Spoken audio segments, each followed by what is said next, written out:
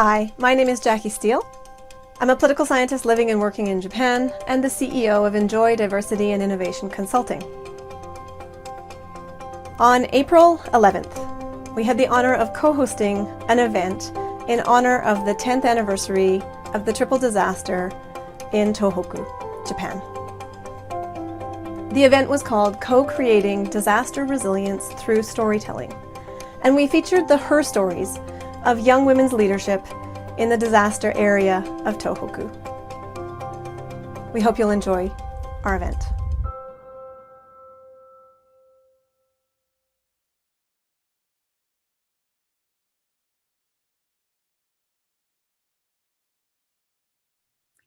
私が日本語で、ジャッキーが英語で進行し、同時通訳が入ります。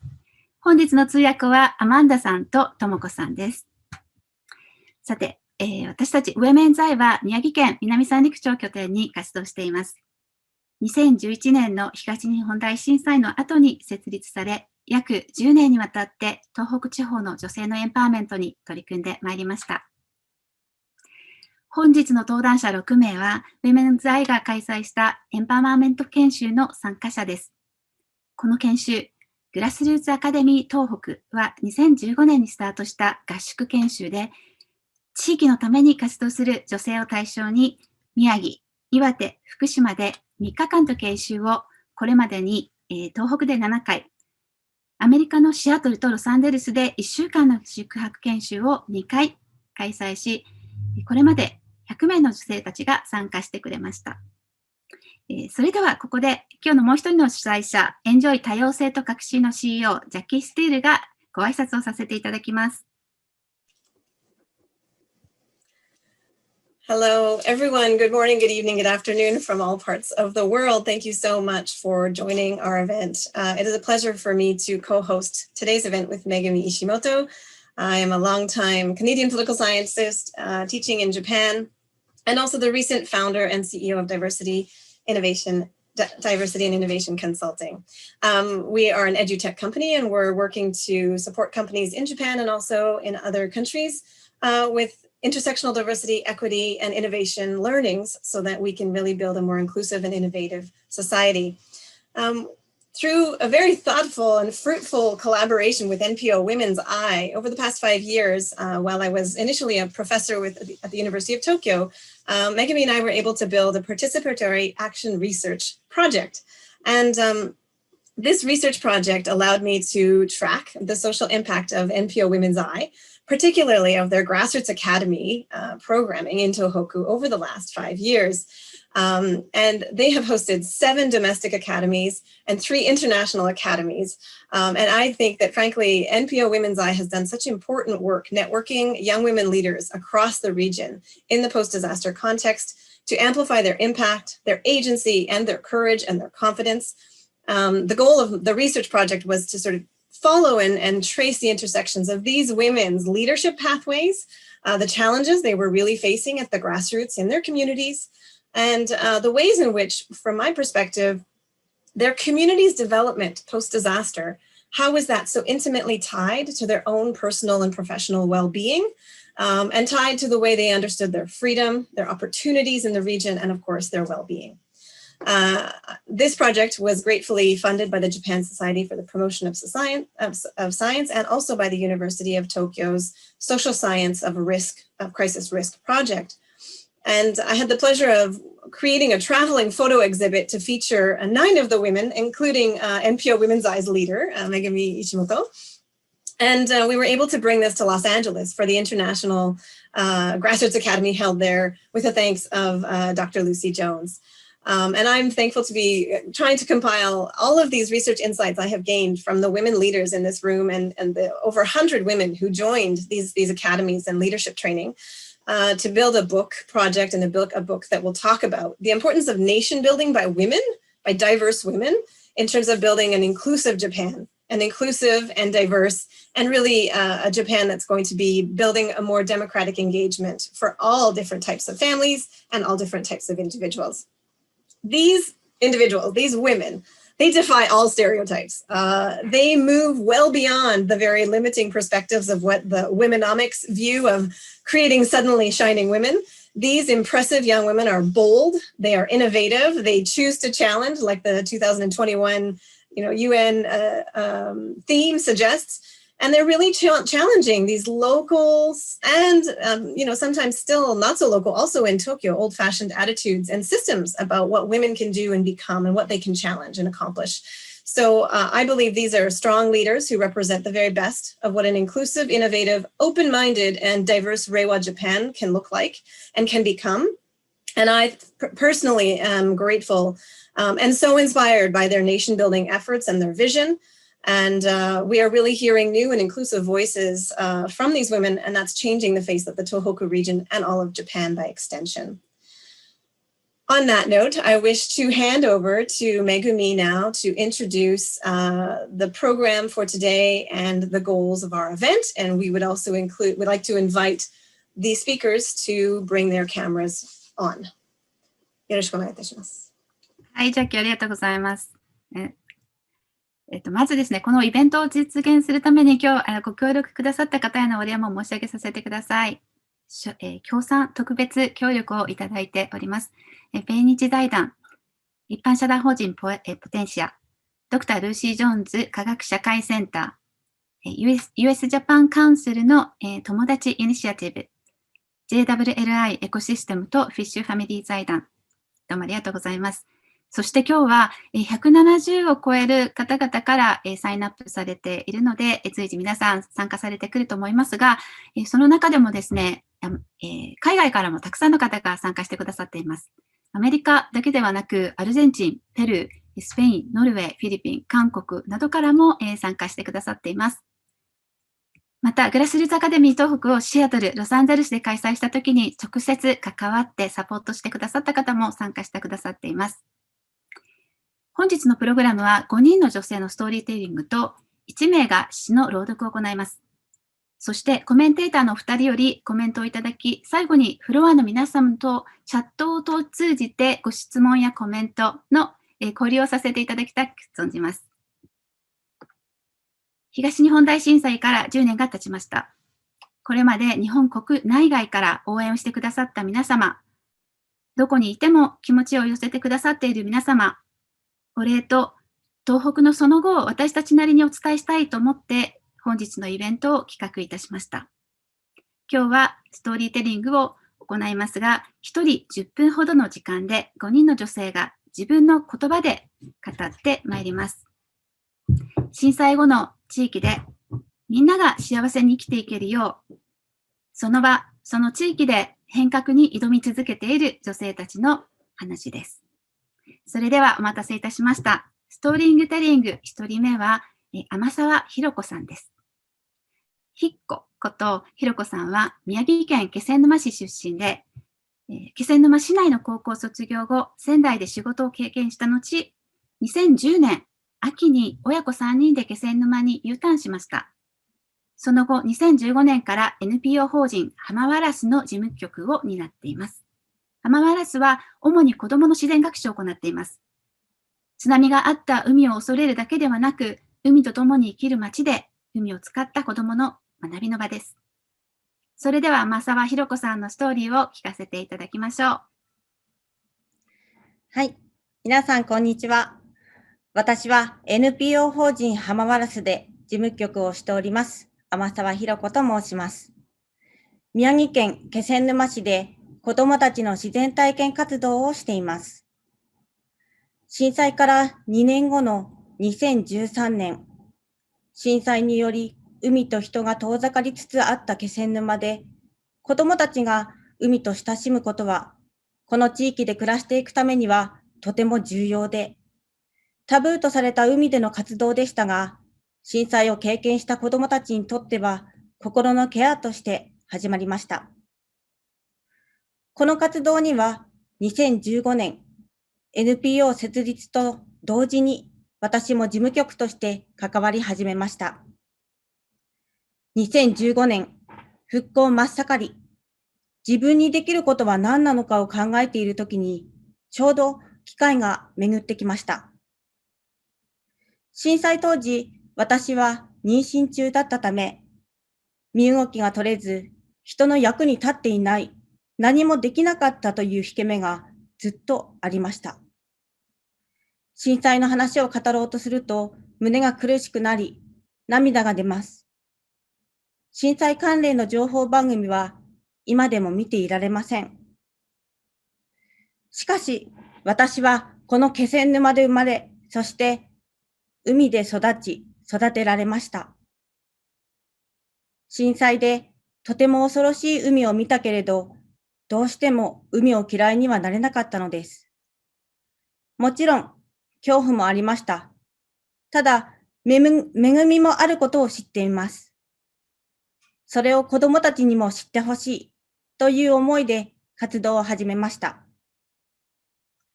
確かに、海は時として恐ろしくもありますが、私たちはこの海の恩恵を受け、そして自然に生かされている。子どもたちにはそのことを深く知ってほしいと思います。海のアクティビティや自分たちで作る米作り、そして自然の中でのキャンプなど、地域の自然をフィールドに子どもたちが体験することにより、自然の豊かさに気づき、同時に地域の人との関わりによる多様な価値観に触れることで、子どもたちの可能性に広がりができるのです。しかし、NPO 設立当初、NPO を運営していくのに、初めて聞く言葉や知識がないことにすごく戸惑いました。主人が代表を務めていたこともあり、一緒に働くことで講師の区別がつきにくく、意見が衝突することがたびたびありました。震災前に子供を自然豊かな海の近くでのびのびと育てたいと考え、U ターンしてきたため、アパートを探す前に震災に遭い、家も実家暮らしの仮住まいのため、自分だけの居場所がなく、一人の時間や休まることがありませんでした。そんな中、こんなエピソードがありました。あるワークショップでの出来事です。受付の参加者リストに自分の名前が代表の奥さんと書かれていました。私にとってそれはとてもショックな出来事でした。人から見たらそんな些細なことと思われるかもしれませんが、自分が認められていないような気がしました。自分の中で講師をつけるために、仕事の時は性を旧姓に戻し、活動することにしました。もともとずっと性に違和感がありました。旧姓に戻すという決断のきっかけは、アカデミーでのロサンゼルス研修での参加。ロサンゼルスで出会った女性たちのたくましさ、強さ、そして自分で切り開く行動力。日本だとお母さんや妻というラベルのせいで、こうでなくちゃいけない、何々しなくてはならないと、実は自分自身でセーブしていることに気づきました。自分をもっと出していいんだ、ありのままの自分でいいんだと思えることができました。そして、ロサンゼルスでの研修を経て浮かんできた自身のアイデンティティって何だろうという問い。私があの震災を経験しても海から離れられなかったわけは、海に育てられたという自身のアイデンティティが深く結びついていることに気づきました。亡き祖父も父も漁師であり、私が幼い頃はシーズンになるとわかめ養殖で生計を立ててきました。まさに私は海の恵みに育てられてきました。私は私の思いを持ってこう活動していいんだ。だからこそ、私だからこそできること。津波が来た町だからこそ海のことを知るきっかけを作ることがとても重要だと思います。活動の参加者が震災を経験した子どもたちから震災を知らない子どもたちに変化しているためです。子どもたちに海のことを伝えることの難しさと喜びを日々感じています。どこにいても災害のリスクがあることには変わりはありません。自分を守ることができなければ他人も、そして大切な人も守れません。活動をすることで子どもたちが自然を知ること、そして関わる地域の中でのつながりが生まれます。この地球で暮らす以上、災害は切っては離せません。災害で通信が途絶えたとき、私たちはどう生き抜くか。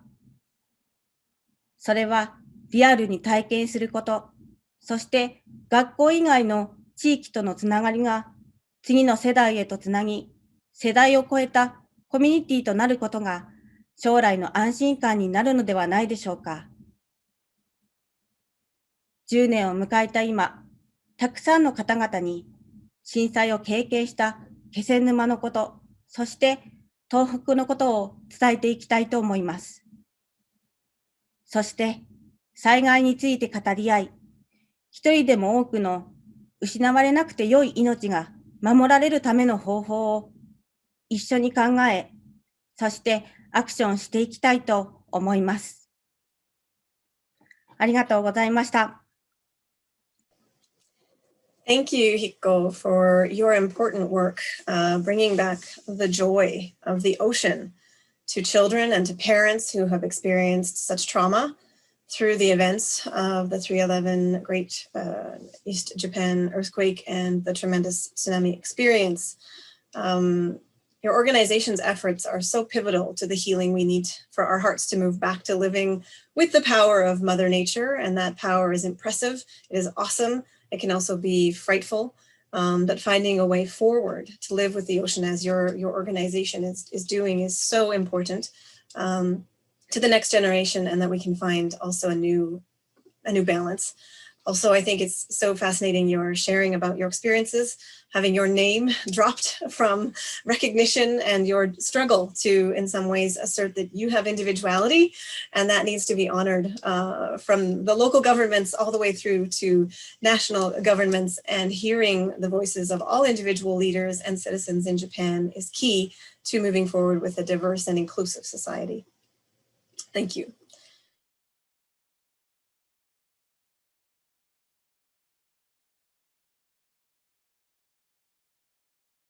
Mio Kamitani is the representative director of Oraga Daud槌Yume Hiroba. Yume Hiroba means a place of dreams. So this is a really beautiful organizational name. She is based in Iwate, and following her career as an international disaster and humanitarian response nurse in many developing countries worldwide, Mio was sent back to her home of Japan in March 2011 as one of the international NGO staff sent to the town of Daud槌in northern Iwate. And following a brief stint away from Daud槌, in fact, Mio then returned to continue her work, felt very compelled to return and became a consultant to Oraga to continue to support its community building and its outreach and its post-disaster response within the community in town, where she had in fact developed strong relations of trust and ties that brought her back to the region. So we now invite Mio to please take the stage and share us your story. Yoroshiku onegai itashimasu. Hi, thank you, Jackie, for my great introduction. You made it sound very great, but and I'll do my best to try to keep my presentation within 10 minutes. Good morning, good afternoon, good evening from everybody from all over the world, and thank you for joining us.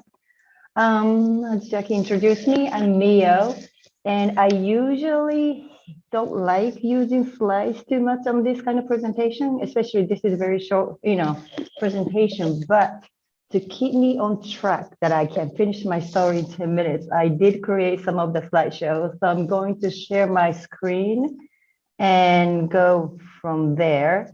And I'm sorry, I have a bit of a sore throat, so I might have to clear my throat a couple times during my presentation. So here you go. I think now you see my screen. Originally, I am from Nagoya of Japan, and I have a map of Japan, just in case you're not too familiar with the geography of Japan. So where the red dot is, right in the middle of Japan, that's where Nagoya. So I was born and raised in Nagoya, but I left Japan about when I was like 16 years old, I think, simply because I didn't like Japan. And so right now where I'm connecting is actually, oh, sorry, here, with that, the purple dot, where in the yellow colored zone, number 3. And when I was growing up in Nagoya and I left Japan, so I had no relationship to Tohoku region, let alone Otsuchi. I didn't know the name of the town, Otsuchi, till the moment I was sent through the NGO after 3/11. So I'm going to talk about my journey, why I end up in Otsuchi, Iwate, and now I live here with my family. Okay, sorry, somehow, okay, here you go. Sorry, there's some glitch that I can't share my slides fluently. So anyway, so here's the map of the world, and where the red dots are areas that or countries that I have worked. So as you can see, I'm doing my best avoiding working in Japan all these years up till 3/11. And the reason I went to, or I was sent to Otsuchi is that at the time of 3/11, I was actually in Vietnam working as a nurse. But my assignment, my job there was finishing at the end of March anyway. And I had been accepted to a master's degree program in London from that September. So I had about 5 months in between where I finished my assignment till I go on to London. So I figured 5 months, London is quite expensive. So I was going to go back to the States, or I was going to go back to Japan to work as a nurse to make some money. And I figured it would be easier to stay with my parents' house in Japan. So I was planning on coming back anyway. So when 3/11 happened and I was watching that in Vietnam through BBC, the internet, and I realized, okay, this is the first time I'm going back to Japan for such a long time. 5 months is a very long time for me to be in Japan. And this happened. So it was almost calling. Although I'm not a religious person, I felt like I had to go there. I had to be with the people in need. I didn't know what I could do. I had almost no ties to any of the Japanese organizations, but I started contacting a couple of different organizations, and one organization, which is actually a Korean-based organization, was willing to take me on for 5 months contract. So I made a contract with them, and they sent me to Otsuchi. And till then, I was dealing with them through email, through, in English.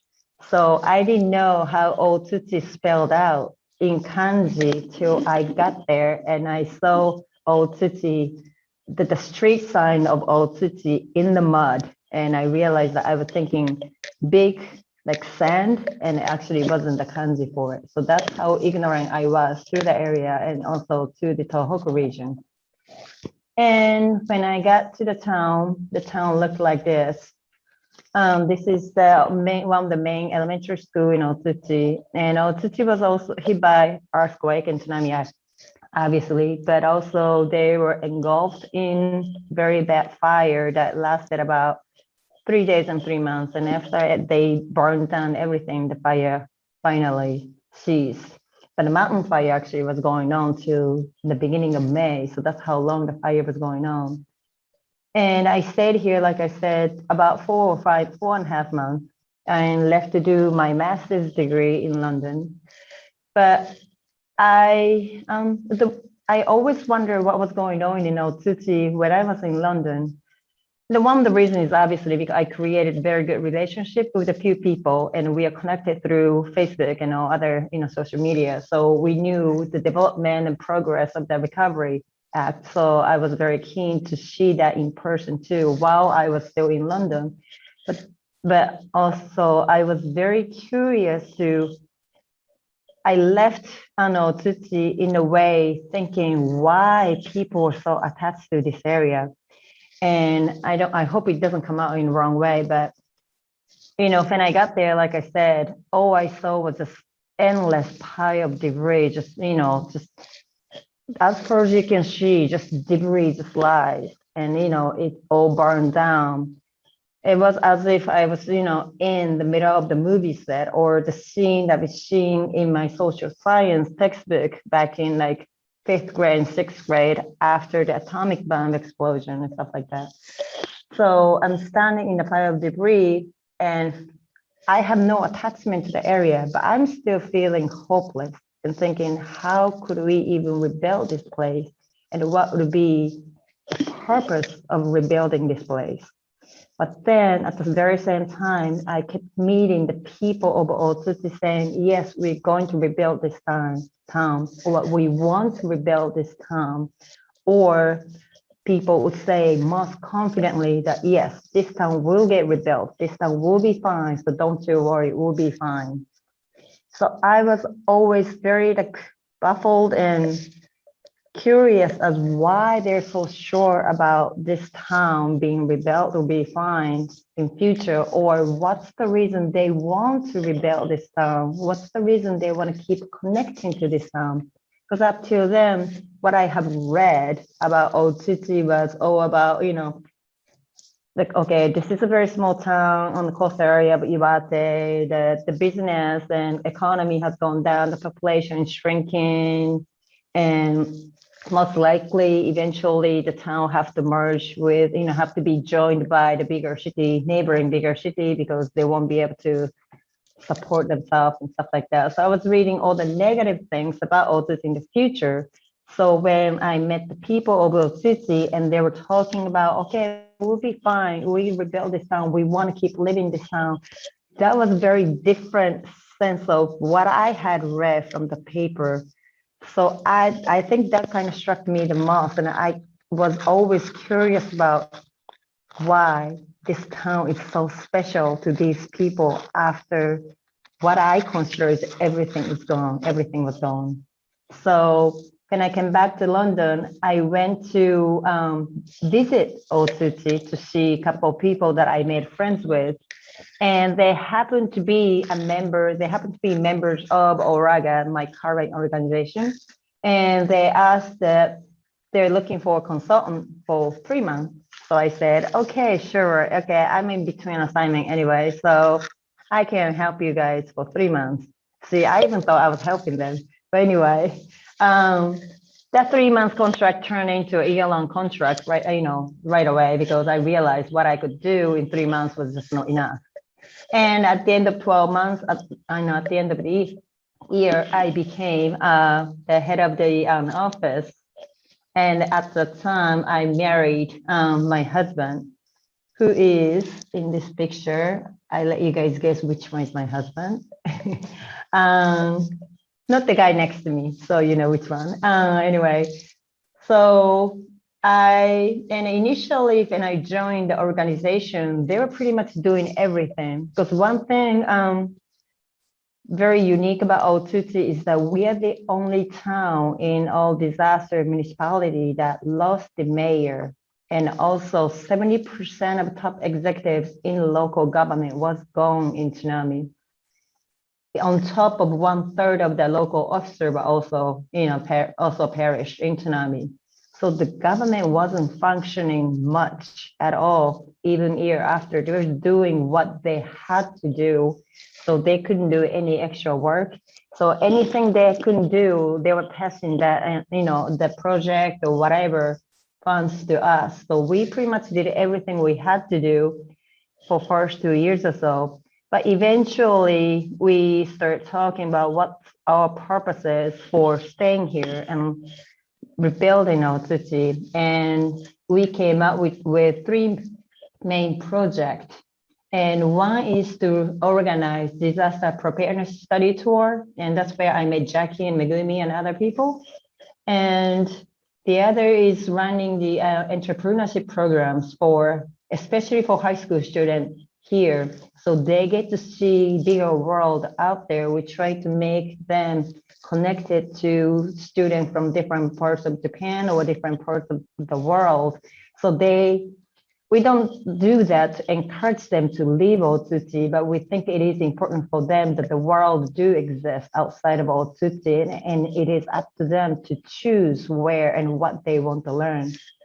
And also, right now, one of the main projects that we do is the managing a community hall. And these three seems very different type of projects, but what we focus, what we think is very important, and what we always think about before taking on a new project is how is this going to empower the local people, especially the youth of the local people. Because after all, the town will be rebuilt, with Japanese technology and money and very studious working people, the hardware of the town will be built, will finish eventually, but it is the people that are going to make the town interesting and fun and also worthy of living. So we figure it is our job to empower the people so the people want to join raising the town. And when I say raise, not by the hardware, but from the soft community building standpoint. And the name of our organization, as Zaki said in the beginning, is our dream field in local dialect. Oraga is very local dialect. And it's my pleasure to say this, but since last year, I finally feel that we are realizing the name of the organization, such as 2 of the high school students who used to join our high school project now are joining from this year. 2 of them are joining me as a staff because they want to do something for the community. And also the beginning of last year, when the pandemic hit the world and everybody kind of froze up, didn't know what to do. One of the mother from this area, she had an idea of running a food bank for single mother household because we have very, very high percentage of single mother household in Otsuchi, very high. And usually multiple kids as well. And she didn't know how to start the food bank. So she came to me. So in a very small scale, we were able to start food bank for single mothers. And I was very glad that she felt like it's okay to rely on Oraga to start a new project. Because it's very difficult to start something from zero, but at least we have platform, we have a organization, so we could provide certain, legal matters and certain aspects for her to make it easy to start a project. So anything people have a dream with, they can come to us and they can realize a dream. So that was what we aimed for to begin with. So I was very glad that, finally after 10 years, or actually the organization is only 9.5 years. But anyway, so after almost 10 years, we're able to realize what we hope to become. Now, this is my last slide. I hope I'm not running over the 10 minutes. I lost track of my time. Anyway, so what you're seeing is picture of me and my son. He's gonna be turning 6 soon. And this was taken on the Christmas day, last Christmas. And for Japanese listeners, I'm sure you know Kimetsu no Yaiba.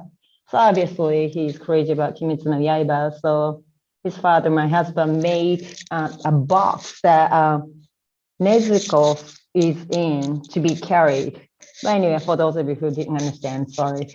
So he was so proud. So we took the picture, but I think this picture really represents where we are at right now, and I really liked it. It is through the disaster preparedness program that I run, or we run through Oraga, is that I have learned so much, and also I changed how I view life.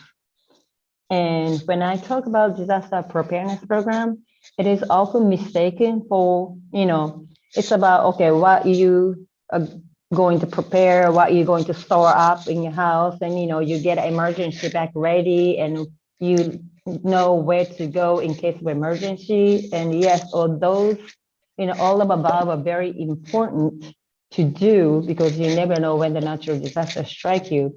But still, what I see disaster preparedness now is how I live and how people live. So more I do about disaster preparedness, And if when I say this, I don't mean to say in a very sad, pessimistic way, but there is no guarantee that I'm going to live forever for my son. And although I do everything right to prepare for the disaster, at the wrong time and wrong place, I might not be able to make it. And when I realized that, because that's what life is, we don't know when we die. And of course, I'll do my best to live for my son as long as I can, but there is no guarantee that I could do that. And when I realized that, but I have a connection of people here.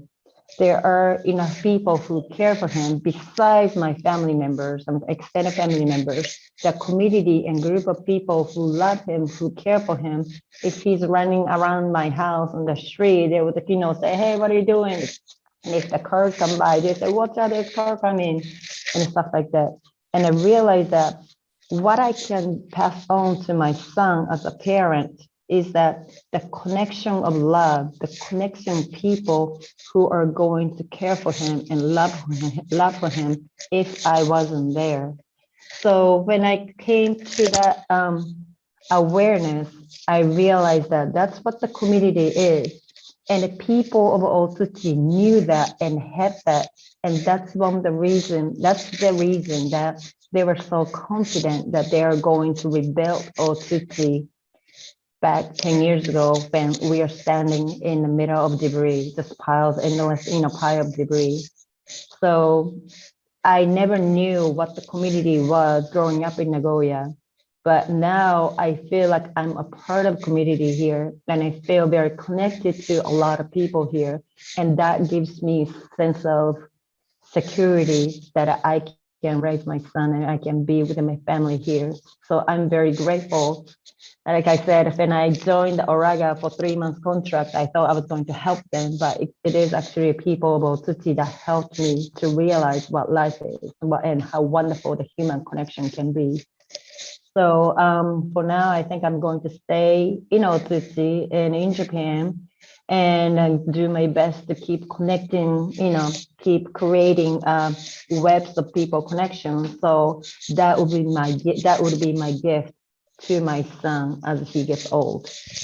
Yes, the small community, that it does make things difficult sometimes, especially for women, especially for a person like me who lived most of her life in the States. Yes, I get looked down a lot because I'm a woman and just because I speak too much. But I learned that, okay, I can let those go. And, they're just not confident. So I keep pushing the door that I feel needs to be opened. And I feel like a little by little, even older men in Otsuchi are changing.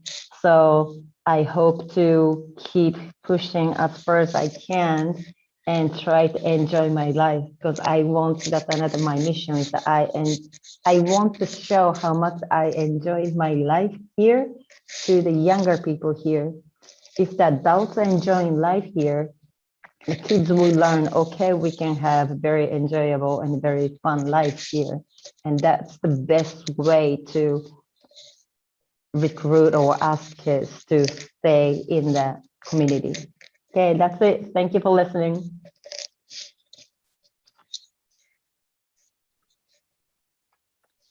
はい、みおさん、ありがとうございました。復興に関わる女性も多様です。日本からずっと離れていた国際看護師だったみおさんが、地元の人たちが復興していくことを信じて進むその姿に次第に影響を受けていった。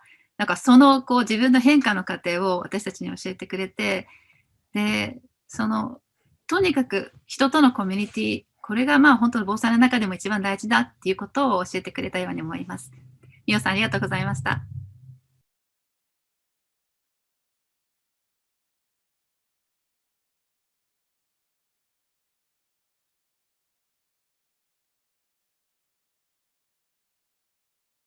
3人目は佐藤美代子さんです。私たちはピンキーと呼んでるんですが、ピンキーこと美代子さんは岩手県花巻市在住で、NPO 法人まんまるママいわての代表で、かつ助産師です。自分の助産院を立ち上げようとしていた2011年、東日本大震災を機に花巻市で沿岸の被災妊産婦受け入れボランティア事業に奔走しました。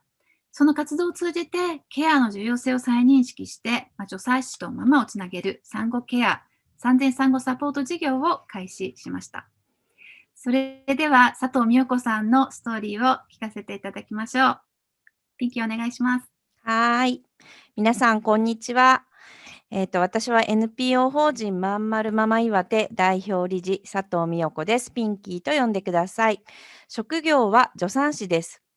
私は産前産後のケアがどの地域にいても当たり前に利用できる社会の仕組みづくりや、若い女性たちが自分の性を大事にし、結婚、妊娠、出産、育児、職業選択などを自分の意思で優先できる社会にするための活動を行っています。2011年東日本大震災の時、私は5ヶ月と3歳の子供と自宅におりました。津波被害がない岩手県の内陸部ではありましたけれども、今まで人生で感じたことのない大きな地震を経験しました。テレビや大きな棚が倒れる音を聞きながら子供を守るのに必死でした。停電し、ガラスが散らばっている自宅内で数日間子供と過ごすことはとても不安でした。また、電気がない中でおせんべいだけを食べながら母乳が出ていると専門職で知っていながらも、本当にこの子はおっぱいが足りているのかなと不安になったこともよく覚えています。停電が解除後、私の大好きな海辺の町々が津波に襲われたことを知りました。そこからは医療者としてとにかくできることをしなきゃと奔走しましたが、実際には私も赤ちゃんがいたので、なかなか動くことができませんでした。それでも赤ちゃんをおんぶし、3歳の息子の手を握り、さまざまな場所に行き、一番最初に行ったのは、沿岸部から内陸部に避難してきた妊婦さんや赤ちゃん連れのご家族を支援する受け入れ事業です。約半年間、内陸部の避難所での支援活動をし、2011年9月に仲間と岩手助産師による復興支援まんまるという団体を立ち上げました。岩手助産師による復興支援まんまるという団体で、私は助産師という資格を生かし、被災地に住む女性たちと赤ちゃんが安心し過ごせる場所づくりとしての子育てサロンの開設を行いました。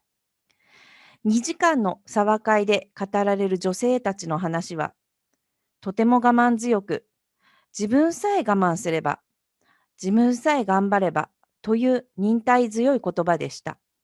しかしそれは裏を返せば、弱音を吐いてはいけない、自分だけが頑張ればいいという同調圧力があるのを感じました。茶話会に参加しようとすると、家族から、男どもが働いているのに遊びに行くのかと言われたママがいます。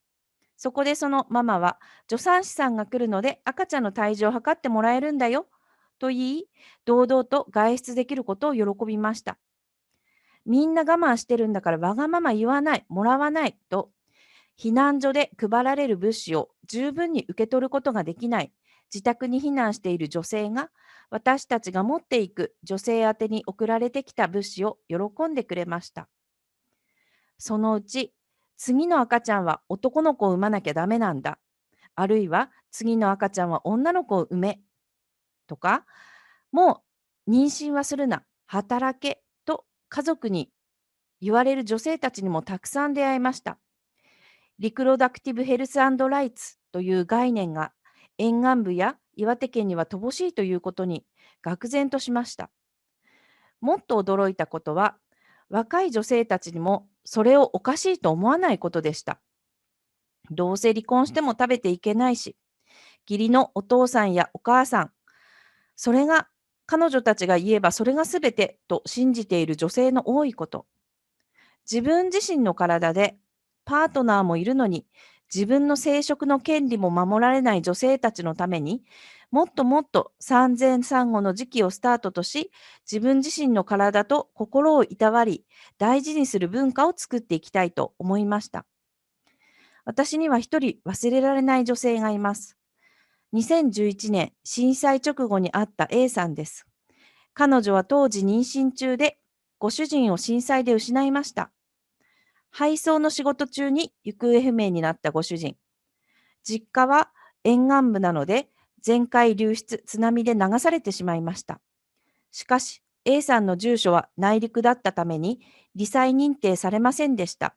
そして里帰り分娩もできずに、私たちの支援活動につながりました。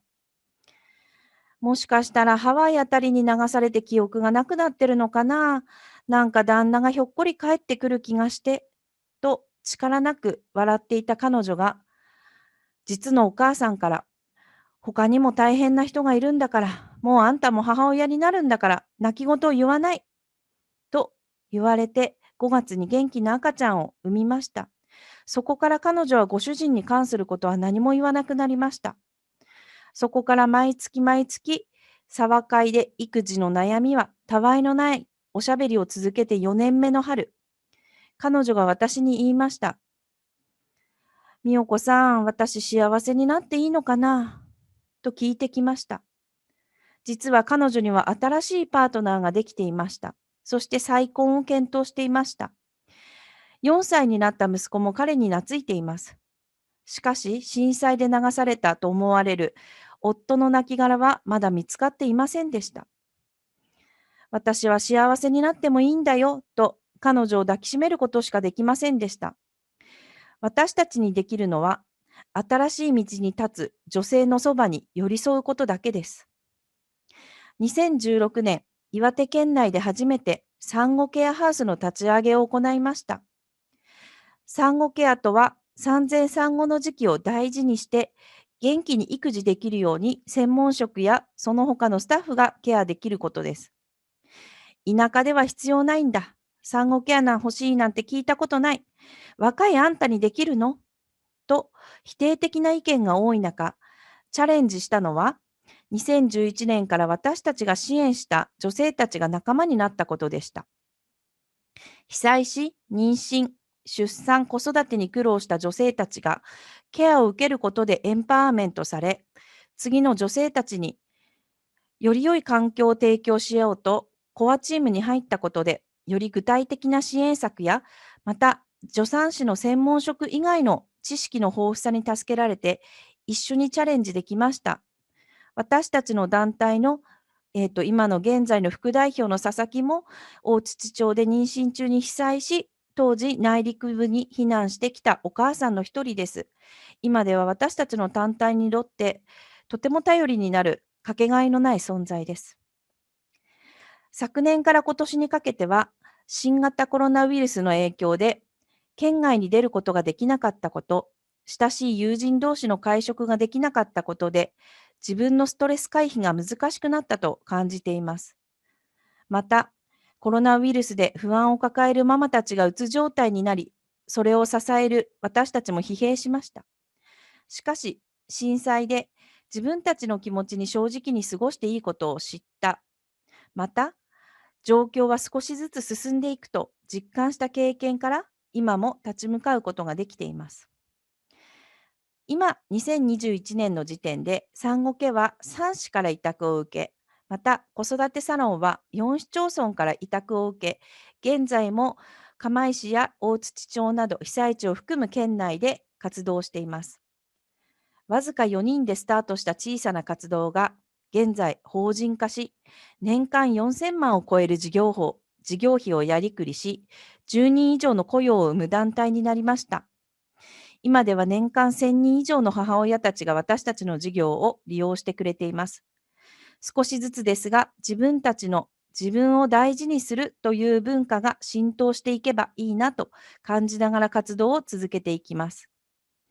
そして現在岩手県内で産前産後の女性たちを産前から産後まで切れ目なく個別、そして地域ぐるみでケアできるのは私たちの団体のみです。ここで産んでよかった。ここがあるからもう一人産んでみたいと言ってもらえる私たちの地域をこれからもどんどん増やしていきたいと思っています。ご清聴ありがとうございました。Thank you, Pinky, for really what I think is such pioneering work supporting women's reproductive health and rights across Iwate Prefecture in this whole post-disaster period. I think you are a true inspiration, and your leadership is really essential for women and for men and partners and families and governments to understand and realize that women must have a sense of entitlement and right to decide over their own pathway, their own self-determination. And that means choosing to have children, choosing not to have children, how many children to have children, when to work. These are all choices that we need to have some individual recognition of women's right to choose and think about their family happiness and their individual happiness together. And I think one thing I've learned from your journey in following all that you've done is if we want communities to really thrive and have resilience, we need to take seriously this idea that a mother's happiness and women's happiness has to be essentially a priority, a top priority for society, for policymakers, and for governments. We can't just keep expecting women to suffer and sacrifice everything in their lives for the benefit of everyone else. There is no more room for this gaman, right? That we don't give and be generous to women and mothers and support their needs and recognize their needs. If we want societal resilience and if we want family resilience, we need individual women to be empowered, to be self-determining, and to have that resilience as well as individuals. So thank you for your work.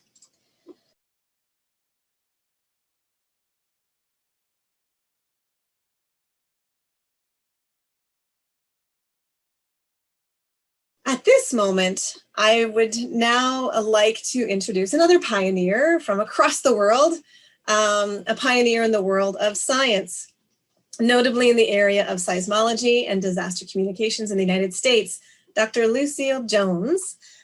She spent her career at the United States, advancing research and literacy on earthquakes, and very often serving as the scientist public figure and the face of risk communication. In the aftermath of the 1992 Joshua Tree earthquake, she famously rocked her baby, her sleeping baby in her arms while she was on TV being interviewed, giving the most intricate scientific explanations of the earthquake, what to expect, what we should think about, whether the public should be worried. And this was one of the very first important, I think, debuts in terms of seeing a really top leading women's seismology expert guide Americans, all the while rocking a baby, multitasking with this sleeping baby in her arms. She's a professor at Caltech, and she is also now the founder of the Dr.Lucy Jones Center for Science and Society in Los Angeles. And she was a very precious collaborator of the Second International Grassroots Academy held in Los Angeles, where we were able to take young women leaders from Tohoku, and they were publicly recognized by the Mayor Eric Garcetti at the time, thanks to Lucy's deep relations of trust and work with the mayoral office in LA. Lucy, could I invite you to kindly share your comments and reactions with us from the first stories that we've heard here from the women from Tohoku? The floor is yours.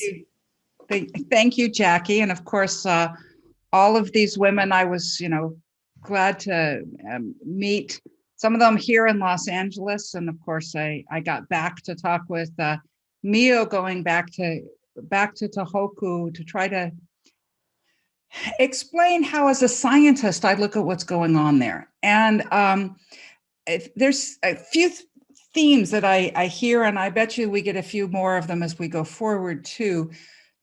Disasters shake up your world. They shake up your worldview, and they can become even more frightening because so much is lost. But the fear, and that fear can lead to some very contorted thinking. We see rise in conspiracy theories after every disaster because people are trying to find a new worldview that helps them understand what happened to them. But that same thing can be an opportunity for change. And I think that's what all of these women are talking about, is how life can become better, that good comes out of the bad. And that is a feature of disasters. It can go either way. And of course, you're much more likely to have gone well because of community. And that's the other part. Recovering from disasters don't happen alone. Disasters don't happen alone. I mean, if one person loses their house, it's a personal disaster, but it's not a societal disaster. And societal disasters are ones that disrupt so much that you don't know how to go on. And the only way you come back is through that community. And it was a lesson that I've learned by watching what has gone on in Tohoku. It allowed me to see it in a different way. I can do the research studies. I can look at, economic recovery patterns. And in fact, social scientists have shown high social capital improves recovery. But your stories are the reality of it. And I think that it's a lesson that everyone should use, because as one of you said, a disaster can happen to anybody at any time, wherever we are. And the degree you're going to be able to recover is going to be the people that you can turn to, because recovery may be measured in economics, but it happens through people. And I think we're hearing it through every one of these. And the ability to depend on yourselves and others are, when I was visiting in Otsuchi, Mio said to me something that's really stayed with me, which was that one of the mistakes was depending on the scientists too much. And people didn't make decisions for themselves. And I think that's really important. As a scientist, I'm trying to get you the best information. But as a scientist, I also know I might be wrong. And people who aren't scientists tend to forget that. We assume we're wrong all the time. So we assume everybody else knows that. And to remember that we're doing our best, but we might be wrong, and it's up to you to make decisions for yourself. That's the other thing and every one of you are making decisions for yourself. And that's really powerful. Thank you, Lucy. That is, as a political scientist, makes my heart sing. The power, right, of like this democratizing moment in Japan and in Tohoku, where at the end of the day, you're left, and myself, when I was in Sendai too, with a 7-month-old baby, you're left to decide based on imperfect information, partial information. You make the best decisions you can to take care of the people you need to take care of and to help your community move forward and your family move forward. And it's that interdependence that is so key. But as you say, helping individuals reclaim that they are ultimately responsible and must be the leaders in their own lives to just wade through all of the information and make the best decisions they can and prepare as best they can as individuals. We can't wait for governments. Your own and do it with others. Right. I realized one other thing I wanted to say. Yes. Right now in the United States, we are undergoing a slow disaster. All of the world is with the pandemic. In America, we've handled it so badly. We're approaching 600,000 dead. Right? And all the things that happen to you in a moment is happening slowly to our society. And the opportunity for change, watching the discussion about racial reckoning in the United States, finally facing up to those problems, some of that is happening because of the pandemic. And I think of you as inspiration that good can come out of this, that we can take the disruption and use it to create better things. I'm hoping we do it. I'm proud of watching you guys having done it. Wonderful. Thank you so much, Lucy, for your comments. And certainly we know even in the Japanese character word of opportunity, there's always crisis or opportunity in crisis, right? So let's move that forward. And we hope that as well for all countries dealing with the global pandemic at the moment and finding ways to build social capital forward so that we are more resilient and have more social justice to fall back on as a safety net together as a community. I would also now like to introduce our second esteemed commentator.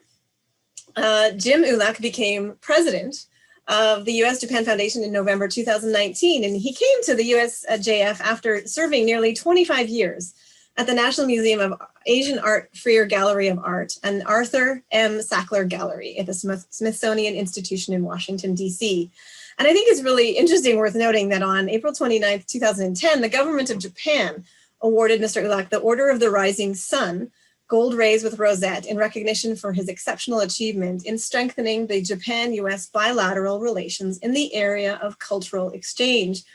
And he actually went on, and in 2016 was awarded also the Secretary's Research Prize for Outstanding Scholarship by the Secretary of the Smithsonian.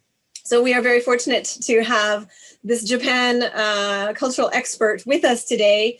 And Jim will be sharing his comments and reactions to the stories that he's just heard. Jim, may I pass the floor over to you for your comments? Thank you very much, Jackie, and thanks to all of you for pulling together this wonderful event. You and Megumi very kindly passed on to me and to Lucy a lot of preparatory comments from our speakers. And going into this, I felt fairly loaded that I could have some comments and say some interesting things.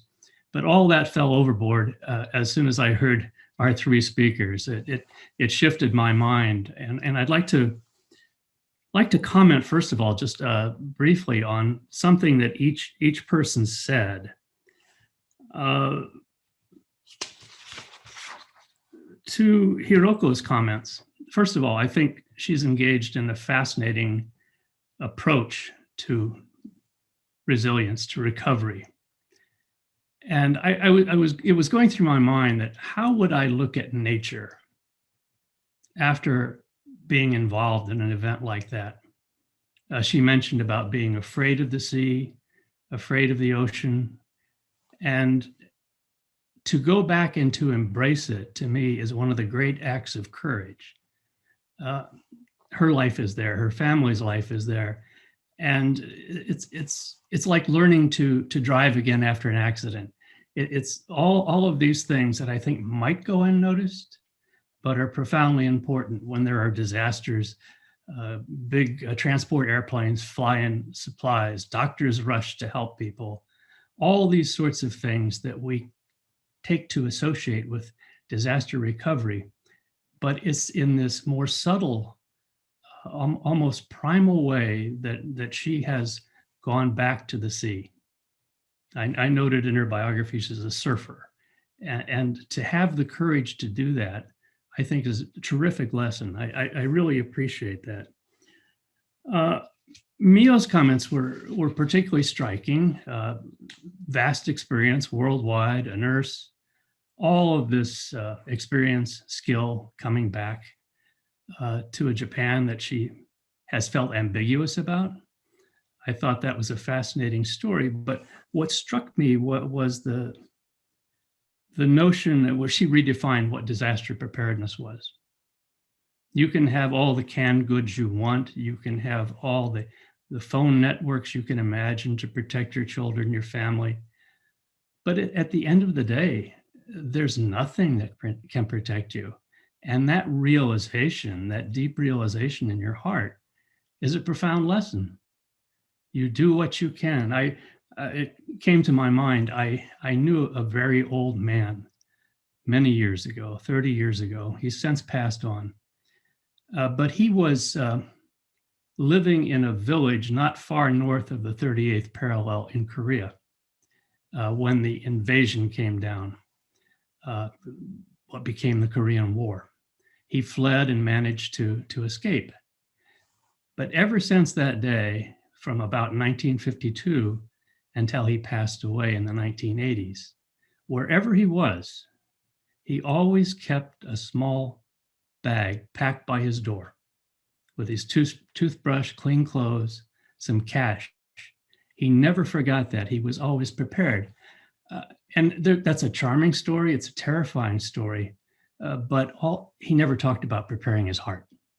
And so he was wrapped up in this material thing. But I think what Mio talked about was, that was the most profound part of everything she said. To me, a very Zen-like notion. The comments that Yoko made were very striking.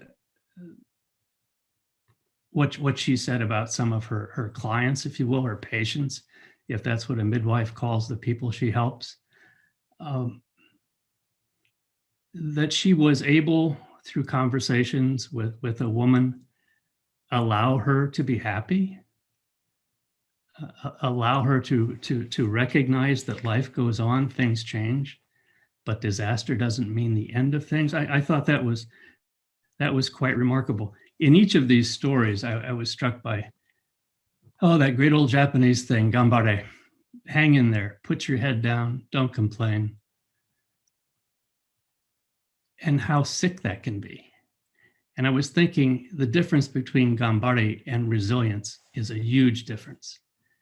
And unfortunately in Japan, especially in some rural areas, that notion persists. And as Lucy said in her comments, there is a virtue to disaster.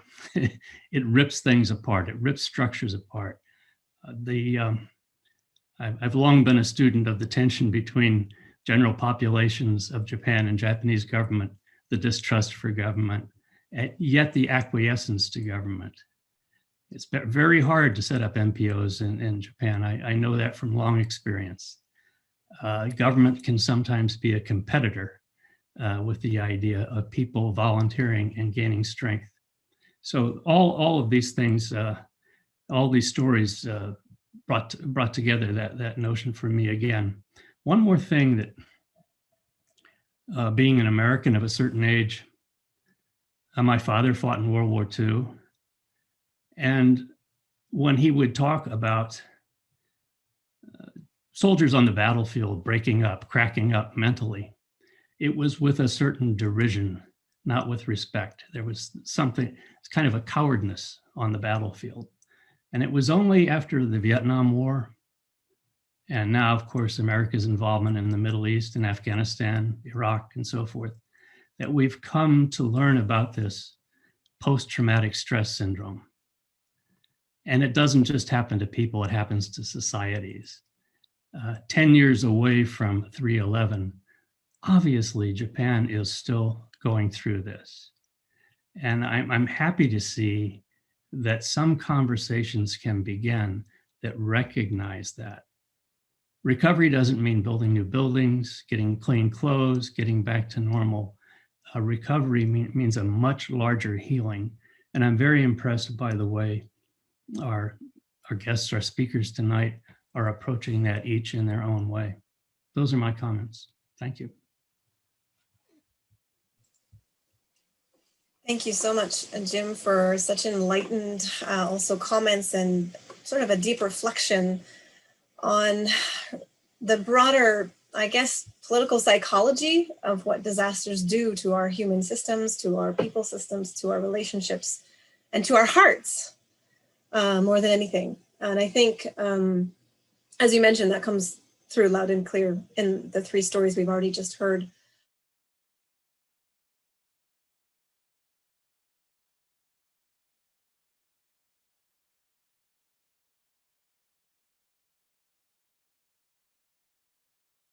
人目は佐原真紀さんです。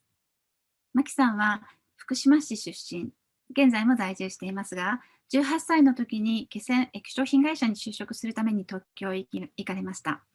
エステティシャンとして美容の仕事に携わり、出産を機に福島へ U ターンしました。震災後、市民放射能測定所、後に福島30年プロジェクトの立ち上げスタッフとして参加し、そして理事長に就任。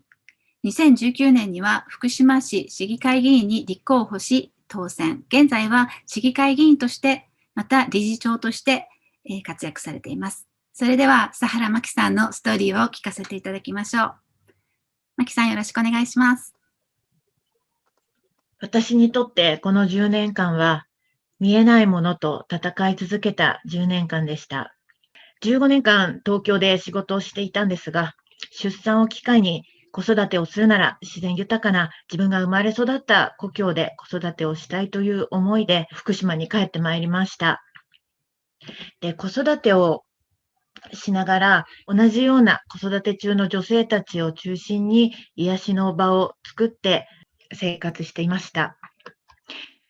のんびり子育てしていた日々からは、生活も価値観も一変し、その時その時で大事だと思うこと、必要なこと、大切なことは何かということをずっと考え続けた日々となりました。今でもまだまだわからないことが多く、事故の原因から被爆のことまで専門家の間でも見解が分かれているこの問題です。事故当時、普通の母である私たちは何が正しい判断なのかを知る術はありませんでした。まずは子どもたちを放射能から守ろうという思いで、食品、そして体、あとは空間の各種線量測定をし続け、さらに心と体、両方を守らなくてはいけないという思いから、子育て中のお母さんたちの健康相談会ですとか交流会をメインに担当し、NPO として活動してまいりました。当時、同じ立場の子育て中のママさんたちを守ることは、避難できない中で我が子を守るということにもつながると感じたからです。当たり前にできていたことが当たり前でなくなった原発事故後の福島。この10年間、その時々なりの問題にたくさんの人たちが悩み続けました。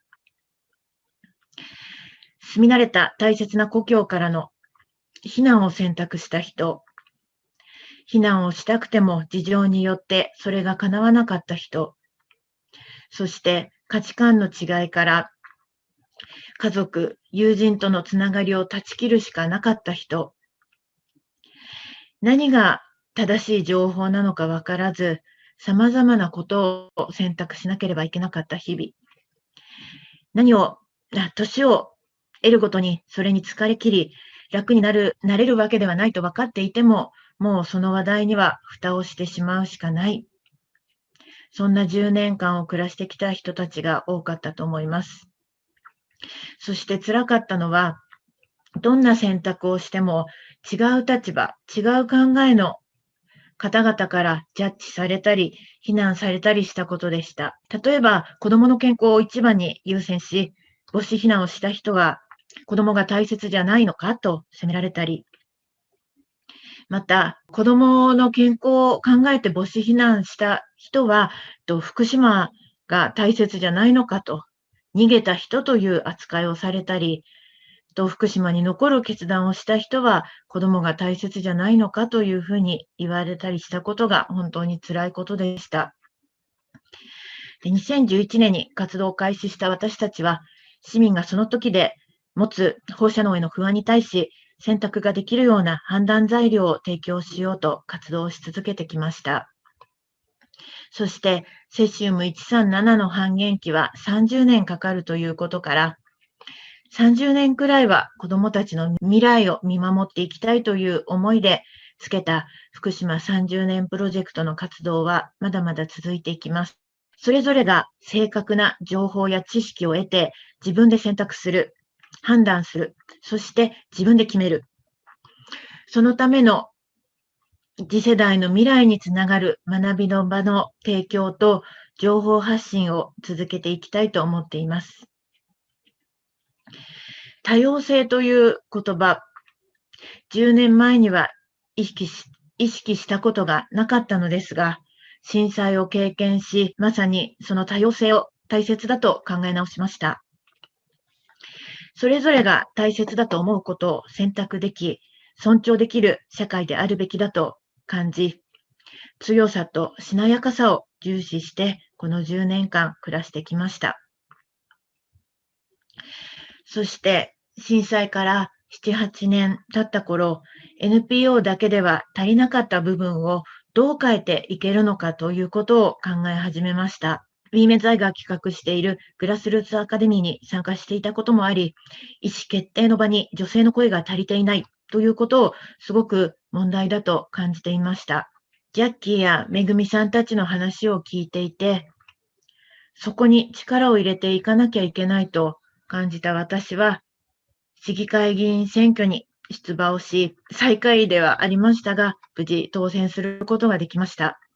私が出馬した時には、女性が、35人、市議会議員いる中で、女性がたったの3人しかいなかったのです。で、不安を抱えた人々の声を聞く、声が小さい人たちの思いをしっかり届ける。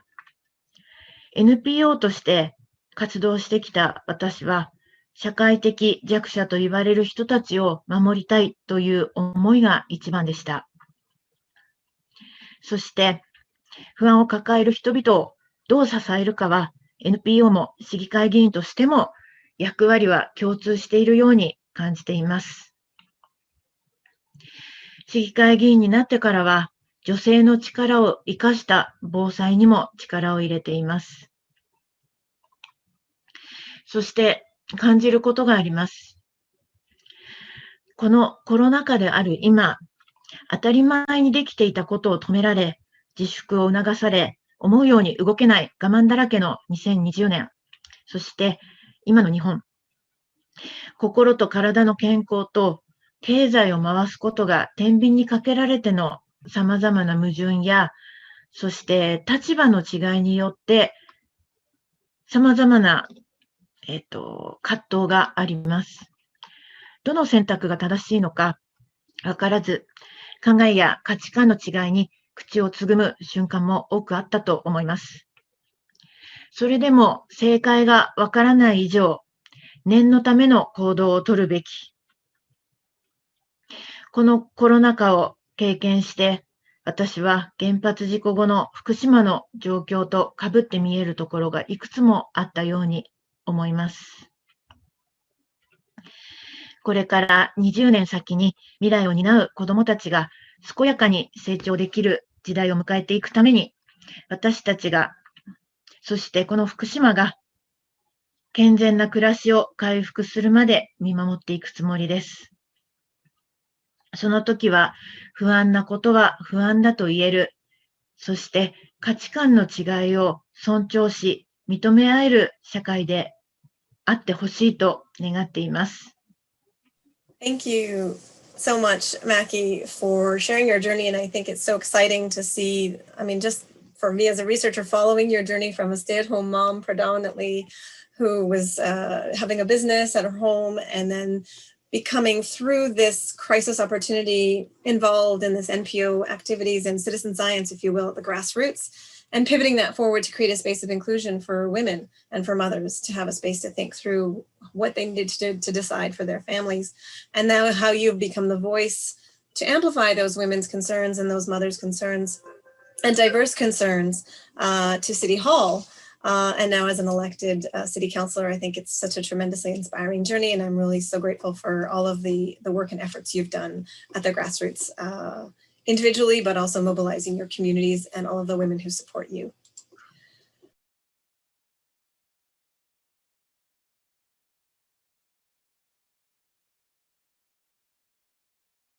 Chisa Miura returned to Kesunuma 3 years after the triple disaster and was appointed for 3 years to the Shishiori Community Building Association Support Office. And this was working with the Reconstruction Agency local office in Kesunuma. And she had the role of engaging grassroots citizens engagement, community rebuilding. And after a brief stint in Tokyo, she actually then decided in 2017 to return and has become employed now as a City Hall worker, working on the inside of Kesunuma City Hall, working for the Community Development Division for supporting community building with residents of the city, and also now working within her capacity within the community center. So I would love to now invite Chisa to share your story from the grassroots. よろしくお願いいたします。The floor is yours. はい、よろしくお願いします。Hi everyone, I'm Chigusa. Very nice to be here. Today I'm going to talk a little about my story and what I pursue and what drives me. Well, my background is international cooperation. And in the past I have worked in Brazil, Indonesia, and Honduras. And when the Tohoku earthquake hit Japan, I was in a meeting room at JICA headquarters. But 6 months later, I went to Honduras to work for a JICA's project. And I came back 2 years later after the earthquake. And I found a post on the reconstruction assistance in Kesenuma. So in the reconstruction agency, I assisted a community association of Shishiori district as secretariat. And after 3 years, my contract was over, so I moved out to Yokohama. But while I was there, I started dating this guy from Kesenuma who brought me back to the city. So we are now married, moved for good to Kesenuma, and became a city officer.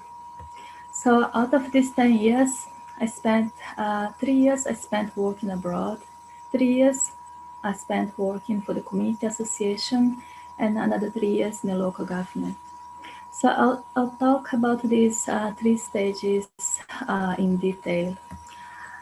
First, about the community association of Shishiori that I worked for and that I still belong to.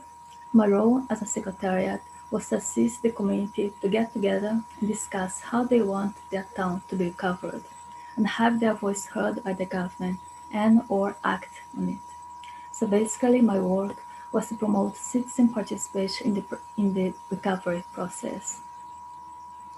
So the biggest challenge for me was how to get people actively engaged. So at the time, people were still fixing their lives and didn't have the time, no motivation to pursue the public good of improving their community. Plus, since the majority of community leaders were elderly, conservative people, they just didn't know how to deal with it. So it was a totally new challenge for them. So I remember the very first meeting I had with them, I asked what they need or how could I help them, but no one answered. So the meeting was silent, and when it finished, I remember going out of the meeting space, and it was all dark because everything was washed away by the tsunami, and the land was still empty. So that was really a strong impression, and yes, I was very disappointed. I think maybe this is the part that differs a lot from Mio's speech, the second speaker, when she found like active and passionate people. But I guess the social environment I found myself in at that time in Kesenuma was very, very passive and very, very down psychologically. So I said, okay, this is where I'm starting from. This is the people I'm going to work with. So I kept doing the best I could, holding gatherings, even when there were very few participants. But because I knew where I started, like every slight move for me was a big step. So whenever I heard things like, oh, we have to do this and that for Shishiori from the local people who were so passive and quiet before, I was so moved. It became my motivation to hear more of this kind of talk. So I would try to encourage and push forward whenever they spoke up and wanted to do something. So, and later on, like with the help of few leaders, like little by little, people started coming and the meetings became more active, and we started holding festivals and other community events. And now the association has a lot of young people, including women, who gather every week, and we talk about how to make a better place to live. So, and we even have a disaster preparedness team. And in the weekly meeting, we have a 10-minute lesson from a member about disaster-related information. So, when I was working in the international field, I had the exact same focus, how to make people engaged and eager to work on the project, and not just be a passive beneficiary. So it was a JICA's project together with Honduran government, whereby we assisted the local governments, cities and villages on how to plan and implement projects with community participation. So yes, we have to get people engaged. And I think we cannot take for granted active citizens because for me, they are rather the minority. So now I work at the local government of Kesenuma in the community center or the Kominkan. The Kominkans were born after the World War II all over Japan to be the center of community action for recovery. Lisa? Yes. My apologies. Could I ask you to speak a little bit louder? Oh, sure. Thank you. Thank you so much. Yes. So as I was I was saying the Kominkans were born to be the center of community action for recovery and development. And it is where people get together and create social bonds and community leaders. Well, at least in theory and in old times. But now, in the modern times, as social connections are sparse, the Kominkans have a growing importance, but its vast potential, like, is yet to be fully used, meaning it's not really doing as much as it could, especially with this pandemic. Well, next about local government. I actually first realized how powerful the government is when I was 16 years old. It was when Brazil was suffering a hyperinflation. I was in Brazil at the time, and in order to stop it, the government implemented a monetary policy that tightened the money circulation and hit hard the agricultural sector and my father's business. So because of this policy called Plan Real, we had to come back to Japan.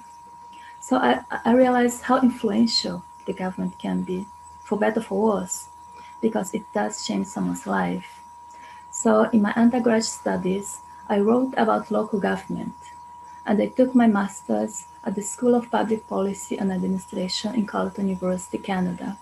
So I was really betting on the public sector from that time. But what I have seen was a government that's not necessarily working together with its citizens, and that does not necessarily undergo a thorough conversation with its citizens about what to do and how to do things. And one example is the huge seawalls, a controversial reconstruction policy in the northeast of Japan. And debates about this have left scars in the community. And since one of my goals was to ensure community participation in the decision-making process of the local government, while I was in Shishori Association, I did struggle in that direction, like holding workshops on park design, for example, monthly meetings between the community and the local government, submissions of petitions, and so on. Lastly, how can the government and community work together? So with an aging population, with more welfare expenses and less tax income, it should be in the government's interest to have the community act more. Well, to mention one example, the running of evacuation centers at the time of disaster has been a role of the government. But in Shishori, in the last earthquake we had on the 20th of March, it was run by both the city and the community. And I think it was the only one run in collaboration. And a month before, we even had the evacuation center opening training, taking into account prevention measures against COVID-19, like settling partitions to ensure social distance and measuring temperature before entering and other measures. Well, so to summarize these three things, one, fostering people's bond and eagerness to actively participate in making things better. Second, ensuring community participation in the government's policy-making process.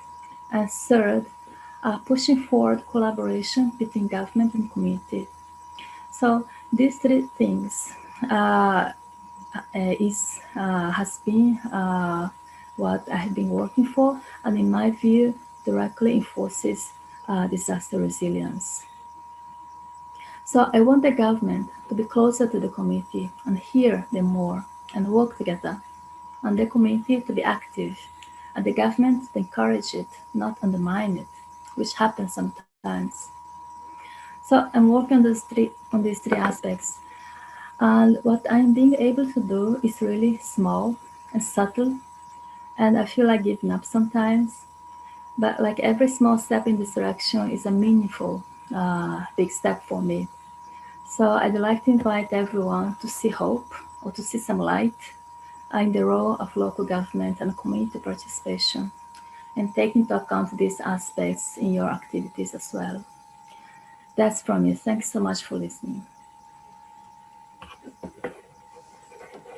Wonderful. Thank you so much, Chisa, for explaining your work at the grassroots in Kisenuma. And I think it's such an interesting journey you've had going from the citizen building resident side, working on the grassroots with the community residents, and then now you are actually a city official working from the inside of City Hall, but you can empathize with the perspectives of residents because you've been on the other side. And I think that dynamic of empathy is so powerful moving forward to ensure better communication and emotionally intelligent leadership from both sides to work together. So thank you for that. I would now like to invite actually Maki and to come back on screen, and we will invite Lucy and Jim. In the interest of time, please come on screen. And Jim and Lucy, I'm actually going to give, if I will, if you'd let me, just 1 minute to each of you to give your highlight comment to both Chisa and Maki for your reactions, and then we will move towards the poetry reading. So let me call on Lucy and then followed by Jim. Thank you. I will, it's really a repeat of what I said before, but highlighted when you say it's the community that matters, government is part of the community. And to not see it as them and us, to have the us include our government structures. And it can be hard when government has been structured without our participation. So congratulations for trying to get in there and change that aspect of it. Thank you, Lucy. And I'll now hand to Jim. Thank you very much. I'll try to be brief, perhaps taking a slightly different tack than Lucy. Maki, if you die and don't have any good enemies, you haven't done a good job. Always die with having enemies. You don't have to please everybody. Work with government, try to be part of the government, but remember, governments will never tell you the whole truth. We're winning in Vietnam. Saddam Hussein has weapons of mass destruction. COVID will be gone in 3 months. All of these things are in my memory. Keep an eye on the science. That's very important in this period. Citizen science. Watch that Fukushima plant. Thank you very much. Wonderful. Thank you both, Lucy and Jim, for these seed insights that I think are so well encapsulating what we need to remind ourselves as we move forward.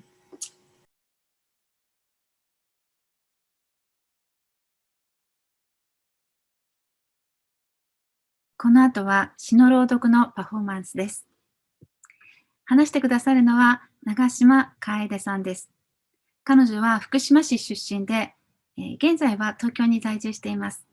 福島の高校生朗読サークル種まきうさぎの朗読メンバーとして活動を開始したのがきっかけでした。全国で朗読や意見発表などをする、福島の現実を伝える雇用ボランティアをしたり、福島へのスタディグループの、スタディツアーへの引率をしたり、またマーシャル諸島の島民との交流や、戦争体験者への聞き取り調査、交流など、もう多彩なことを行ってこられました。福島のこの高校生による朗読の活動は、ドキュメンタリーの種まきうさぎ、福島に向かう青春として各地で放映されています。それでは、長島楓さんの詩の朗読です。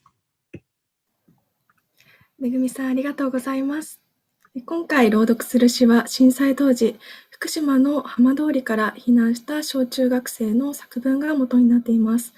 この詩は国語の先生をしていた佐藤淑子さんが、震災時の子どもたちの本当の声を少しでも聞くことが大切ではないかと考え、作文を詩に起こしたものです。4部構成になっていて、それぞれが別の人物になっています。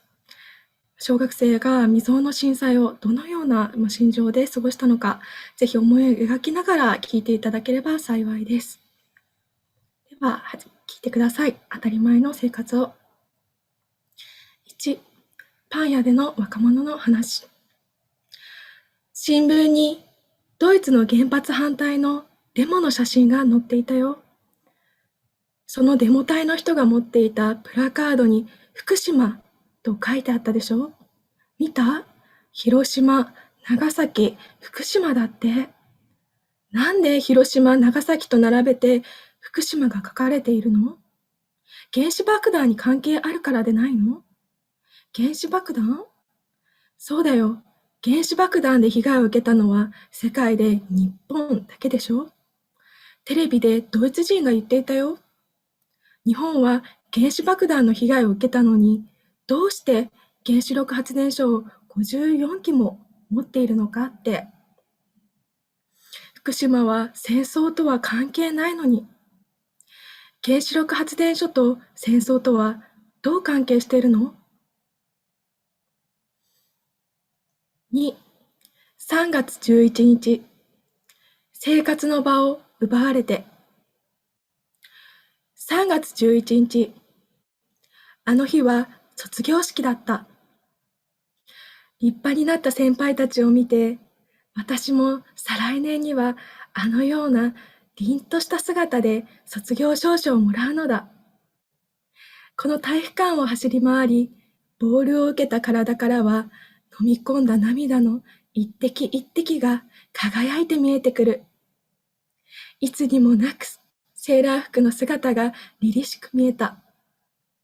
今度は私が先輩になるのだと希望で胸が膨らみ、自分ながらに満足感を味わって部屋に足を踏み入れたその時、ゴゴゴゴゴゴゴ。いきなり大きな音とともに部屋が揺れ始めた。3月12日、その日は自分の部屋で床に着いた。と言っても怖くて眠れない。地震以来一度も帰宅しなかった父の声がした。3日ぶりに帰ってきた父の声。会津に逃げろ！会津に！久しぶりの声、懐かしさがよみがえった。何か話したい気持ちも一瞬起こったが、そんな感情も吹き飛んだ。会津？会津って万段祭よりもっと遠いんでしょ？そうした言葉も出すことができないような剣幕。早くしろ！早く！私はカバンに荷物を入れる手が震え、何と何を詰めたらよいか、身近にあったものを手当たり次第詰め込む。10分経たないと思うのに、私は車に乗り込んだ。父は私たちとは別の車に。そして軽自動車から手を振って発進していった。これが父の最後の姿になるかもしれない。それまで考えもしなかった不安に襲われた。私の父は公務員なのだ。だから浜通りで死亡した人々を遺体安置所に置く仕事もしている。父自体がいつ津波にさらわれるのか、高濃度の放射能物質が体につくかわからない。私たち家族は涙ながらに別れた。沈黙を乗せた車は走り続けた。こうして私たちは会津の端、新潟県に近い N 中学校に通うことになった。N 中学校のみんなは快く受け入れてくれている。私は今気持ちが落ち着いている。父も生きている。でもこれから何があるかわからない。3、避難所での生活。津波。言葉として受け止めていたが、大きな、しかも押し上げ、寸分の隙もなく迫ってくる物体。目を開いて見ていることはできなかった。我に返って高台から街を眺めたときは、何もかも別の世界だった。傾いた屋根、柱を残した暴漠とした平地、泥地。私たち家族は S 中に避難した。そこには家ごとさらわれた私たちの友達もいた。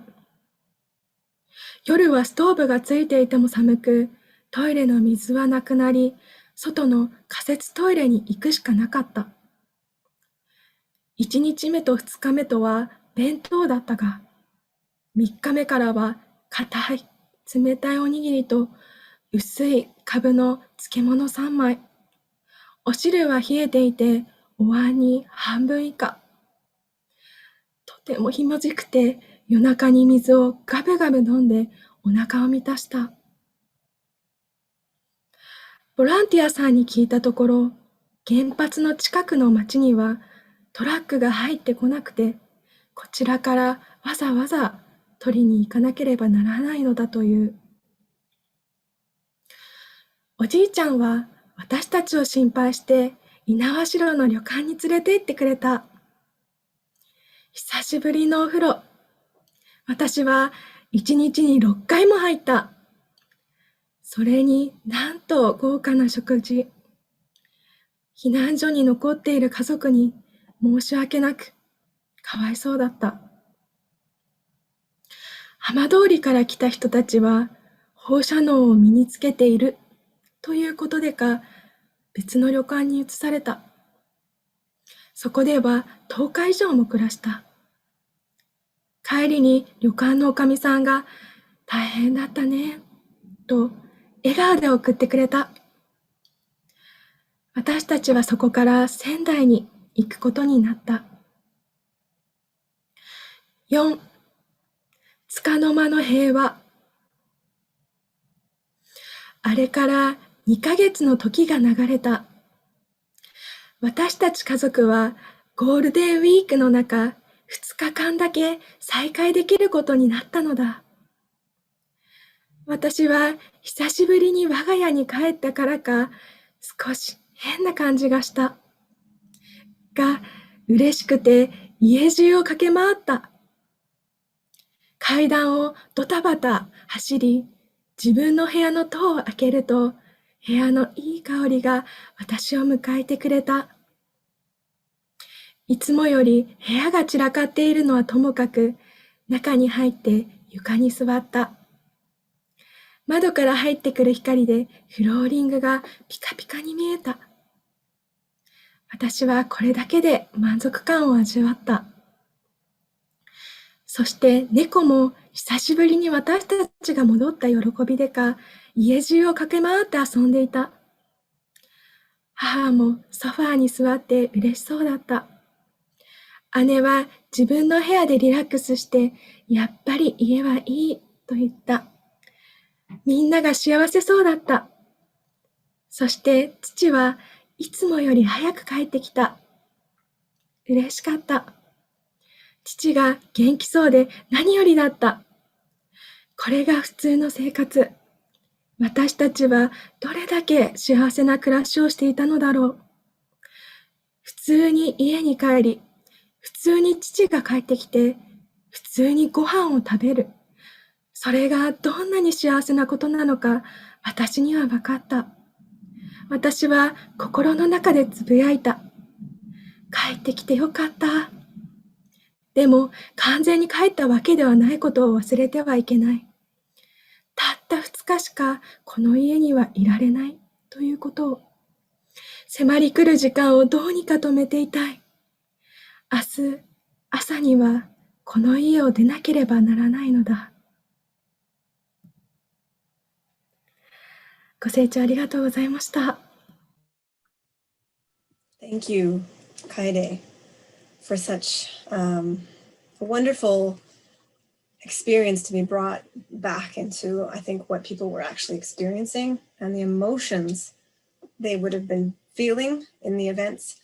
That was extremely powerful. Megumi, I wonder if I could pass to you. I think many people are maybe needing a moment to regroup.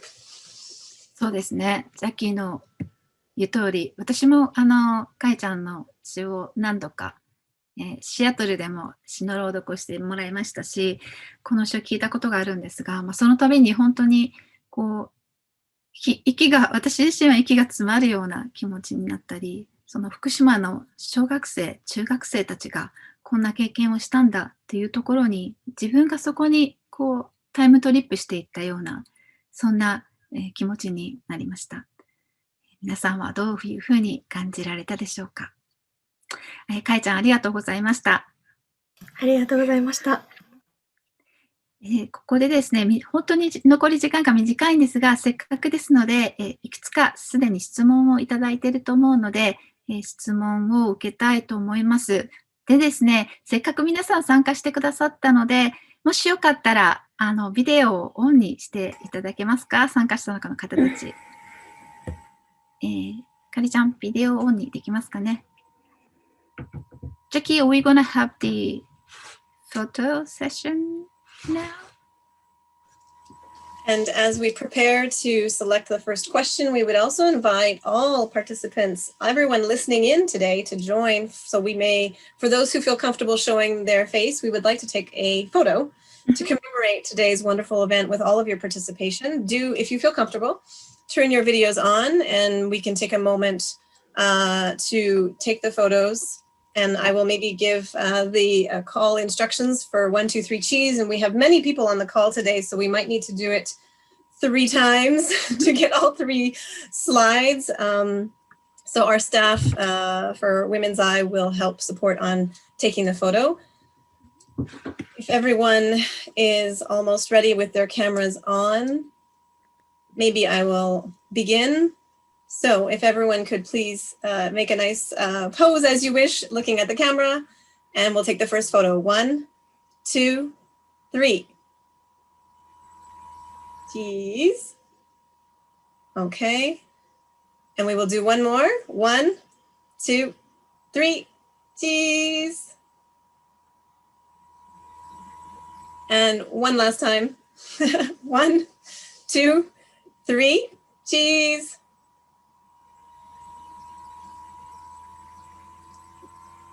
Thank you, everyone. はい、皆さんありがとうございます。はい。じゃあ、ジャッキー。Amy, could you select the first question and begin? そうですね。残りの時間が本当に短いんですけれども、クエスチョンいただいた中から一つ、まずは、お伝えしたいと思います。そうですね。はい。ありがとうございます。日本の防災政策の視点に女性の視点がどれだけ入っているのか、疑念があります。例えば防災資格を認定する防災士の機構は、男性が多い団体ですということですよね。で、もう人口の半分の視点が欠けているのではないかって思いますということなんですけれども、例えば助産師の視点も とても大事ですよね。東北の皆さんはどのように働きかけられていますかという質問をいただいてます。時間が少ないのでですね、ピンキー、このあたりどうでしょうか。あと、みおちゃんも、活動されてたと思うんですが、短く、回答いただけますか。はい、ピンキーです。岩手県で助産師をしております。私たちは今日視聴してくださっている中にも、陸前高田市で防災士をしている、武蔵野美和さんという震災をきっかけに防災士の資格を取った、方から防災講座を私たちも受けて、私たちの、サロンに来るお母さんたちに乳幼児の、子供を持ったり妊婦さん向けの防災講座っていうのを行っています。で、やはり家庭のその公助、行政だけに頼らない自分の家庭を自分たちで守るんだとか、あとやっぱりそういう政策決定の場に出ていこうっていうことは常々お母さんたちにもお話ししたりとかっていうことで、講座を小さいながらやっております。はい。これからもっと必要なことだと思っています。以上です。そうですね。ありがとうございます。はい。みおちゃんどうですか？Okay, yes, definitely we're lacking women's point of view. And recently I was quite amazed in a way to find out the 40 members of the disaster preparedness committees in OTT is all men. So, and when we asked about that, and their excuse was, we had one woman, but she was old, so she quit last year. So I was like, yeah, but you had one woman to begin with. So that doesn't really count as an excuse. But anyway, but at least as a head of the organization, I've been invited to many of the community organizing the conferences in the local government, and very often I'm the only female.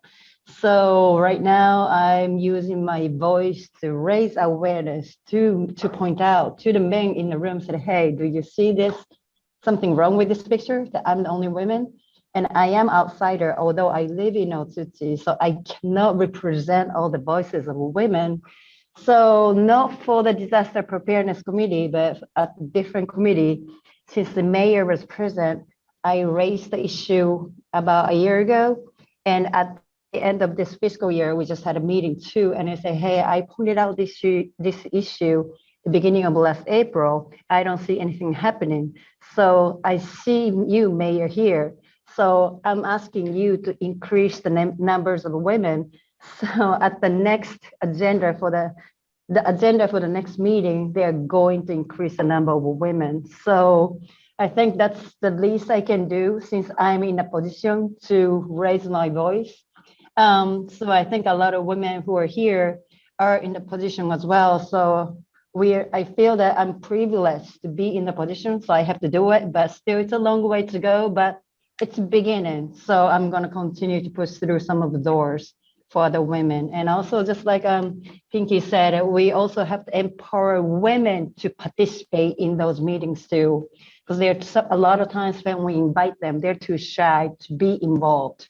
But just like men needed some of the practice to speak up at those meetings, women also just need some of the practices as well. So, but hey, we got this many women in Tohoku, that's powerful. So I think the change will come. そうですね。みおさん、ありがとうございます。はい。ここにいる私たちももっともっと声を上げていこうということを常に言っていますし、そのやり方をもっともっと、今日はストーリーテリングでシェアしました。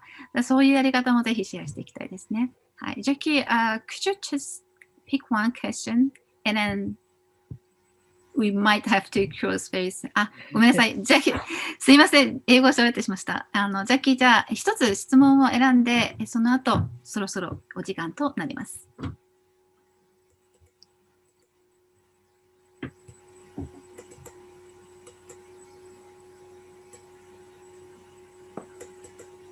I believe at the very beginning of the sessions, there was a question directed to Hiroko-san in the very beginning. And I think it was in reaction to the efforts around the movements in Japan to try and allow for recognition of different surnames within marriage. And the question to Hiroko Amasawa-san was to ask if she was aware of those movements or efforts and if she had a chance to offer her support to that. So maybe I could call upon Hiroko to ask her thoughts about that and whether she's been able to follow those developments.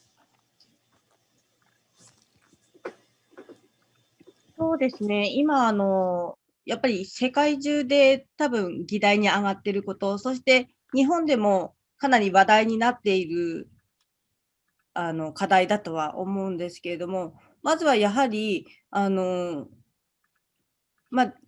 今過ごしているその母親というか女性がやっぱり自分自身に自信を持つことがとても必要なのではないかなと思っています。私はやはり代表が主人で、その後ろで支えていくような自分ではそういうタイプだなとはずっとは思っていたんですけれども、やはりロサンゼルスの研修に行った時に自分自身を出していかないとなんとなく自分の中で生きている感じがしないなっていうのをすごく感じました。そして自分の存在意識ではないですけれども、やっぱりそういうところで自分自身に自信を持つっていうきっかけとして、こういう、夫婦別姓制度とか、そういうことにつながっていくことでもあるのかなとは思うので、まずは本当にミオさんも前言ってたと思うんですけれども、やっぱり大人が楽しむことによって、やっぱり子どもたちにつながっていくことでもあると思うので、まずは今を生きている私たちが自分自身に誇りを持って暮らしていくことがとても重要なんではないかなと思いました。はい。ひろこさん、ありがとうございます。はい、ロサンゼルスの研修から帰ってきて、名字が変わったんですよね。そうですね。それは思い切ったことではないですか、その決断としては。いや、本当に田舎ではですね、特にだと思うんですけど、あれもしかして離婚したのかなっていう周りのざわついた感じがあったんですけど、逆に私はそのざわつき加減がとても面白くてですねなんというか、こう、やっぱり自分自身で違和感のあることだったり、なんかそういうことをこう、田舎だけども出していけるような、やっぱり地域にしていかなければ、これから育っていく子どもたちが、ますます芽が出ないような感じになってしまうなと思うので、本当にいろんな大人がいていいんだというか、それこそ多様性な社会っていうのをやっぱり子どもたちにも伝えていきたいなとは思います。はい、ありがとうございます。実はもっとクエスチョン、ご質問に答えたかったんですが、すみません。ちょっと時間をオーバーしてしまいました。すでに5分オーバーしてしまっていることをまずお詫び申し上げます。で、最後にですね、閉会のご挨拶をして、今日はこれまでとしたいと思います。本当に本日は日曜日の朝にもかかわらず、あるいはアメリカだと土曜日の夜ですね。世界中の方たち、この時間に、ここの場所に集まってくださり、本当にありがとうございました。この一人一人のストーリーテリング、物語を通して、女性たちが、被災地にいる女性たち、あるいは復興に関わってくる女性たちも非常に多様だということ。でそれぞれが本当に一人一人違う困難に出会って乗り越える、あるいはその困難を抱えたままでも進んできている。そういうことで地域のレジリエンスを、高めているんだ。自分のレジリエンスも高めつつですね、そういうことが伝わっていると嬉しいなと思います。はい、今日参加してくれた、登壇してくれた6人の女性たちありがとうございます。そして、コメンテーターのお二人、ルーシーさん、ジムさん、本当にありがとうございます。重ねてお礼を申し上げます。では皆さん、最後拍手で終わりたいと思います。また近いうちにお会いいたしましょう。ありがとうございました。事務局からお知らせがあると思います。由美子さん。アンケートの画面を映していただけますか？そうですね。皆さん、ぜひですね、アンケートにご協力をいただきたいと思います。登壇者へのメッセージもぜひそちらにいただきたいと思うので、由美子さん、お願いします。ごめんなさい。画面を、ジャッキーさん、画面を、QR コードがあるので。はい。ちょっと準備させてください。はい。皆様、また後ほどメールでもアンケートを送らせていただきますので、ぜひご感想ですとか、今日の登壇者の方々へのメッセージ、お寄せいただければありがたく存じます。お時間過ぎておりますので、ご退出なさる方はどうぞご退出なさってください。お時間ある方は今から画面に QR コードが出ますので、それを見ていただいてアンケートにご記入ください。So we will show you the QR code of the questionnaire. So please, yes. Thank you for your cooperation. We'd like to hear your thoughts. So the QR code will lead you to the Google form, and you can put your comments in English and Japanese, and we would love to connect with you further once we've heard your thoughts about today's event. はい、最後ちょっとQ&A の時間も足りませんでしたので、ぜひコメントやメッセージお寄せください。ありがとうございます。ありがとうございました。はい、失礼します。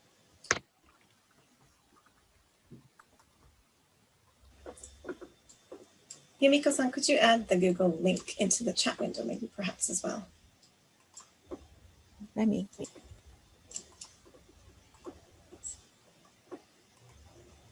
Google Docs のリンクをチャットウィンドウに共有しましょうか。Okay.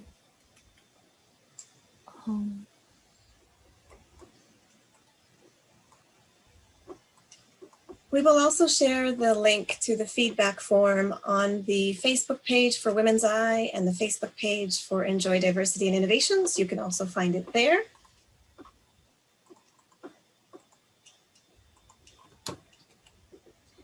We're so grateful. We've been 100 people who have stayed right through to the end. Thank you so much. 本当にありがとうございました。ありがとうございました。ジャッキー、で、このアンケートおよび私たちの情報などは、レジストレーション皆さんいただいているので、この後メールでも必ずお送りいたします。ご協力よろしくお願いします。You can connect with us at the following contact points on social media and websites listed on the screen. So I will leave this up for another minute or so. So, Hikari, can we just finish? Thank you everyone for your participation today. We look forward to connecting with you.